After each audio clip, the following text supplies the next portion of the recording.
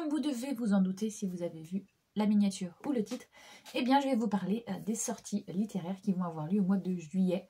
On le sait, le mois de juillet et le mois d'août sont la période la plus creuse, c'est là où il y a en général le moins de sorties littéraires. Donc cette vidéo à mon avis va être un petit peu plus courte que d'habitude et c'est pas plus mal parce que franchement j'ai regardé justement pour faire la vidéo et c'est vrai qu'il n'y a pas grand titre qui m'intéresse si je ne m'abuse. On a 4 mangas et 4 romans.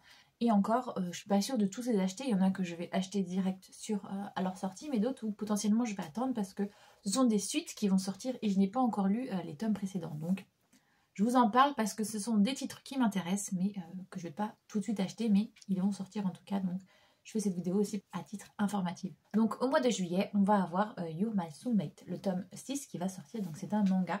On est sur l'histoire d'une jeune fille qui croit en l'amour avec un grand A et donc qui souhaite ne pas sortir excessivement, mais sortir cette fois-ci avec sa meilleure amie parce que comme elle lui a dit, si tu veux rencontrer l'amour, il faudrait peut-être sortir un petit peu de chez toi et explorer le monde. Donc elle va aller en boîte de nuit avec elle et elles vont rencontrer 2 garçons, un qui va intéresser sa meilleure amie et l'autre qui a l'air complètement bourré.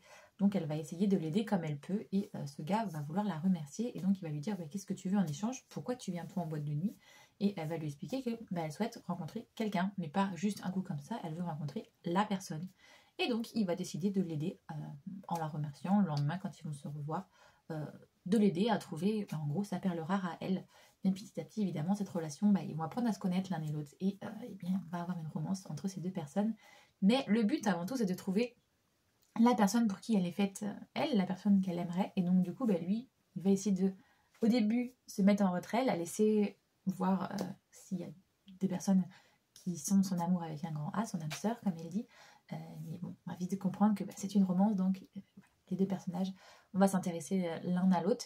Et donc là on est au tome 6, donc j'ai très hâte, je vous avouerai, de découvrir ce qui va se passer. On a un autre tome 6 qui va sortir, c'est le Palais des Assassins.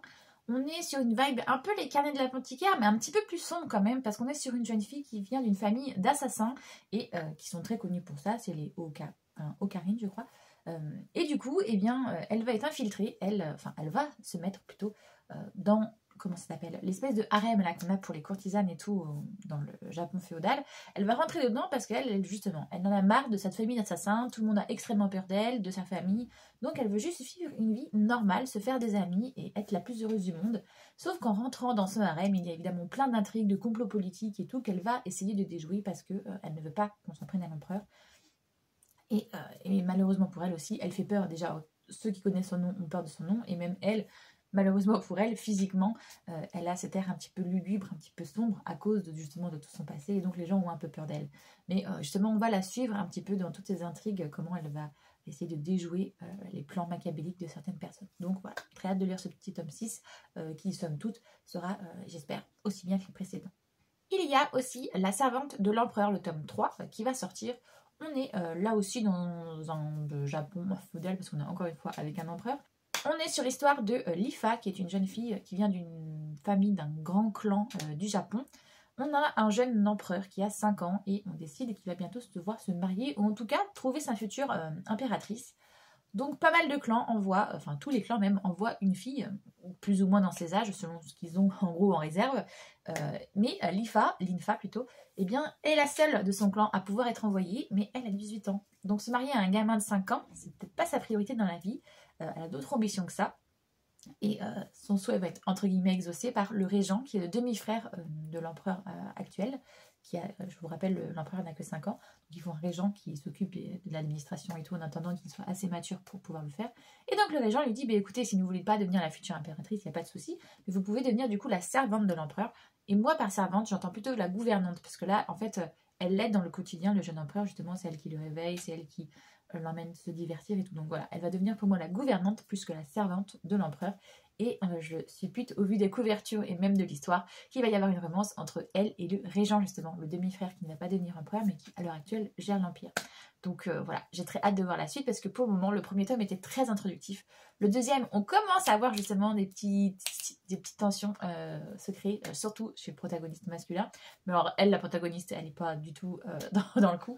Donc j'ai très hâte de lire ce tome 3 pour voir justement ce qui va se passer. Toujours dans la même vibe, on a les gardiennes, la gardienne plutôt, des concubines, le tome 3 qui va sortir. Je sais pas ce qu'ils ont en ce moment, mais ils font cette vibe un peu, je pense que comme les carnets de l'apothicaire ont bien fonctionné, c'est un peu tous dans le même style, mais j'avoue que ça me dérange pas du tout. Je lis à fond ça. Donc je vous disais, la gardienne des concubines, tome 3. On est sur l'histoire d'une jeune femme qui va se retrouver être mariée à un haut gradé au niveau des fonctionnaires de l'Empire. Et donc en devenant la femme de ce haut gradé, elle a le garde de gardienne des concubines en fait.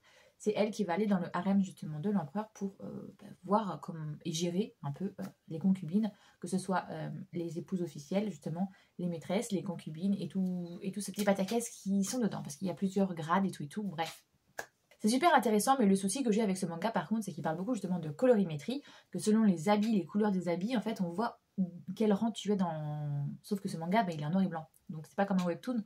Donc c'est un peu, je trouvais ça un peu gênant, si tu fais un aspect de ton récit où il y a à fond justement les couleurs sont importantes, et s'il est en noir et blanc, on peut pas trop savoir de quelle couleur c'est. Mais bon, ça c'est encore autre chose. On revient... Arrête de digresser, Hello. Donc l'histoire, on est sur cette jeune fille justement qui va être mariée de force sous l'ordre de l'empereur à un homme qui est haut gradé. Et donc en se mariant à cet homme, elle va avoir une fonction, elle aussi, au sein du harem de l'empereur. Et on a ce mariage qui se trouve être forcé, mais qui est plein de green flags, justement, le jeune homme, il est avec elle énormément bienveillant, et je suis très pressée de voir justement la relation se nouer entre les deux, parce que pour le moment, dans les 2 premiers tomes, ils sont là en mode, on fait avec ce qu'on a, mais on voit que d'un côté, il y a quand même des sentiments qui commencent à naître, donc j'ai très hâte de voir leur relation avancer à tous les deux. Après, là, on va partir du coup sur les romans. Il y a, c'est Une braise sous la cendre, le tome 4 qui va sortir. Alors, je vous avoue que je n'ai lu ni le 1, ni le 2, ni le 3. Mais quand j'ai vu la nouvelle version qui est sortie et tout le pataquès, enfin voilà, comment c'est un banger ce titre, il me fait très envie. Mais pour le moment, c'est pas dans mes priorités. J'essaye déjà de finir ma palle et après, je commencerai des nouvelles sagas. Là, pour le moment, ouais, j'essaye de me dire, celui-là il est intéressant, mais je me le mets de côté pour quand j'aurai moins de sagas en cours aussi. Ça, c'est un de mes objectifs de l'année, bien diminuer les sagas en cours pour pouvoir justement en commencer de nouvelles. Pour le résumé, on est sur Leia est une esclave, Elias est un soldat, aucun d'entre eux n'est libre. Ouais, en gros, on est sur un monde où on a un empereur tout puissant et il faut être dédié à lui. Et j'imagine que nos 2 personnes, aussi bien l'esclave que le soldat, eh bien, ils vont être contraints à se révolter contre cet empereur. Je n'en sais pas plus et je ne veux pas en savoir plus. Si j'ai bien compris, on est sur une romantaisie, et encore pas sûr parce que pour le moment, je vois pas trop de fantastique. J'ai plus l'impression que c'est l'historique. À voir. J'ai très hâte de lire ça, mais pour le moment, comme je vous ai dit, on finit d'abord les sagas qu'on a en cours et après on commence de nouvelles. Dans le même principe, on a Détruire le jour de Brigitte Kemmerer qui va sortir. Donc c'est le tome 3 de Défier la nuit, si je ne me trompe pas, avec ses brochures, avec un jaspage juste magnifique. On est sur une jeune fille, je crois, qui utilise une plante pour faire un remède parce qu'il y a une maladie, mais il n'y a que les hauts nobles, en gros, qui peuvent réussir à guérir de cette maladie, mais le bas peuple, lui, est écrasé et n'a pas accès à cette plante.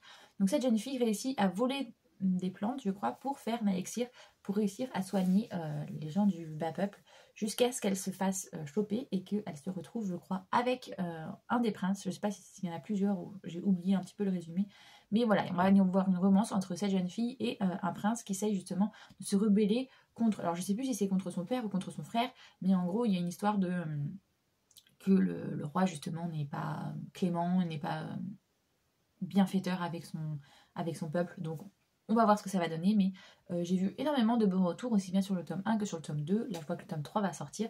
Mais comme je vous ai dit précédemment, on ne commence pas les sagas tant qu'on n'a pas clôturé la plupart des sagas que j'ai en cours. Et même problème pour celle-là, il y a le dernier conte qui va sortir, le tome 4, pareil. Et je crois qu'en plus, c'est le dernier. Mais je ne peux pas commencer cette saga. Et ça me frustre parce que je vois énormément justement de bons retours, des collaborations commerciales que certaines chroniqueuses ont fait et qui me disent c'est vraiment pépite, c'est vraiment génial. Et en plus c'est toute une réécriture de contes avec pas mal de Disney qu'on connaît et tout, mais qui sont bien retravaillés et je crois beaucoup plus matures et tout. Mais, bref, j'ai très hâte, mais je ne peux pas. On est sur l'histoire d'un monde parallèle, justement le monde des contes, et il reste la dernière bonne fée et qui doit trouver un moyen de pouvoir justement retrouver un héros et une héroïne, une princesse et un héros, pour sauver le monde des contes, parce que sinon, très clairement, ça va être la grande nuit, je crois, et qu'en gros, c'est la fin du monde. Donc, elle va s'en aller dans notre monde à nous, elle va arriver à Disneyland pour ne pas parler de ce parc d'attraction en particulier. Et elle va choper un cast member, je crois qu'il s'appelle Warren, et elle va le récupérer et elle va l'emmener dans son monde pour qu'il devienne un héros. Sauf que lui, il est de notre monde, il ne s'y connaît absolument rien, ni en épée, ni en cape, ni en chevalerie, ni... Enfin voilà, c'est pas du tout l'archétype, au contraire, ce gars il est en mode « mais j'ai rien demandé à la vie, moi !» Donc il va être plongé dans cet univers, et au fil des tomes, on va avoir justement une romance qui est apparemment très slow burn. On est beaucoup plus sur de la fantasy que sur la romance, et donc j'ai très hâte de voir ça. Et ensuite, quand j'ai vu qu'elle sortait un titre au mois de juillet, je me suis dit « Ah, est-ce que je me précipite dessus ou pas? Je ne sais pas. » Enfin, même s'il y a de fortes chances que je le fasse, parce que j'adore les écrits de Lolo. Donc, Laurence Chevalier sort un nouveau titre. La phrase, c'est « Alors, pour régner, il doit l'épouser, mais le cœur d'une guerrière appartient au Cobain, mais pas à un prince. » Vous voyez, on est dans cette ambiance-là. Si je ne me trompe pas, on est sur l'histoire d'un jeune homme qui est un prince, mais qui, pour en gros gouverner, doit être marié, mais... il ne trouve pas en gros chaussures à son pied et son cœur va battre, j'imagine, pour une guerrière mais qui elle n'a pas du tout envie de se marier. Et, enfin bref, je ne connais même pas tous les tenants et les aboutissants, mais je vois qu'on est un peu dans un délire de Grèce antique et tout, avec une super chouette sur la couverture.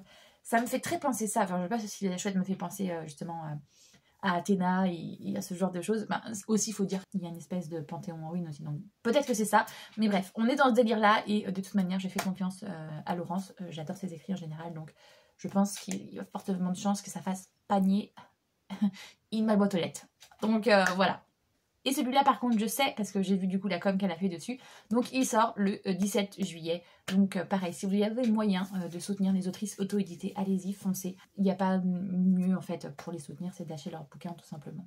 J'espère que cette vidéo vous a plu, même si elle était beaucoup plus courte que d'habitude, j'ai l'impression. Mais bon, comme je vous ai dit, il y a beaucoup moins de sorties, donc c'est normal que je parle un peu moins. Si cette vidéo, eh bien, elle vous a plu, n'hésitez pas à liker, ça aide énormément pour les référencements, comme je vous le dis à chaque fois.